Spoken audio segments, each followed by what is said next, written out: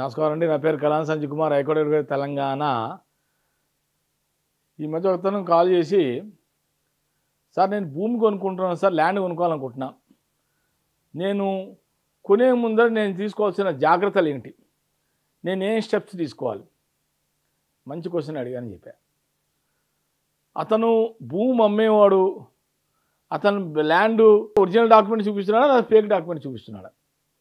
First మీరు ఏం చేయాలంటే సబ్ రిజిస్టర్ ఆఫీస్కి వెళ్ళాలి. సబ్ రిజిస్టర్ ఆఫీస్కి వెళ్ళిన తర్వాత మీరు ఒక సర్టిఫికేట్ కాపీస్ అప్లై చేయండి. సర్టిఫికేట్ కాపీస్ అప్లై చేయడంలో నెంబర్ 1 ఫస్ట్ డాక్యుమెంట్ వచ్చి sale deed, registered sale deed, ఉట్టి సేల్ డీడ్ కాదు, రిజిస్టర్డ్ సేల్ డీడ్, అర్థమైందా? రెండో డాక్యుమెంట్ వచ్చి ఈసీ, రెండో డాక్యుమెంట్. ఒక మూడో డాక్యుమెంట్ వచ్చి మొత్తం లింక్ డాక్యుమెంట్స్, మొత్తం అన్నీ కూడా 1954 టు టిల్ డేట్ వరకు లింక్ డాక్యుమెంట్స్. ఆ తర్వాత ఇక మొత్తం కూడా సేల్ డీడ్స్ కూడా మొత్తం ఎన్ని ఉన్నాయి ఓవరాల్గా అన్నీ చూడండి.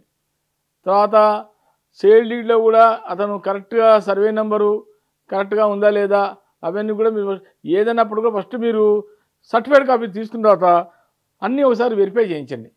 వెరిఫై చేసిన తర్వాత ఎవరైతే మీకు భూమి అమ్ముతున్నాడో వాడు ఇచ్చిన జెన్యున్ పర్సనా లేకపోతే మీకు ఫేక్ డాక్యుమెంట్స్ అని చూపించి మీకు మోసం చేయాలని చూస్తున్నాడా మీకు తెలిసిపోతుంది అక్కడ క్లారిటీగా, ఒరిజినలా లేదా ఫేక్ డాక్యుమెంట్స్ అని. దాని ప్రకారంగా కొనేటప్పుడు మటుకు నేను ఇంతకుముందు చెప్పా, చాలా జాగ్రత్తగా చూడాలి, డాక్యుమెంట్స్ అని వెరిఫై చేసుకోండి. అది సేల్ డీడ్ కూడా రిజిస్టర్డ్ సేల్ డీడ్ అయిందా లేదా, ఎక్కడైంది, ఎస్ఆర్ఓ ఎక్కడ, సబ్ రిజిస్టర్ ఆఫీస్ ఏ మండలి కింద వచ్చింది, ఇవన్నీ కూడా చూసుకోవాలి.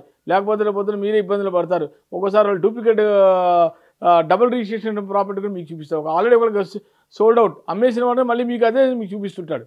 మీరు చాలా అలర్ట్గా ఉండాలి. కొనేటప్పుడు డాక్యుమెంట్స్ అన్ని కరెక్ట్గా ఉన్నాయో లేవో చూసుకోండి, లేకపోతే మీకే ప్రాబ్లం వస్తుంది. భూమి కొనుక్కోవడంలో ఇబ్బంది లేదు, కానీ వెరిఫికేషన్లో మటుకు ప్రాపర్గా తరోగా చెక్ చేసుకోకపోతే మీరే ఇబ్బంది పడతారు. నమస్కారం. నా వీడియోగా నచ్చితే లైక్ చేయండి, షేర్ చేయండి, సబ్స్క్రైబ్ చేయండి. Like, share, subscribe.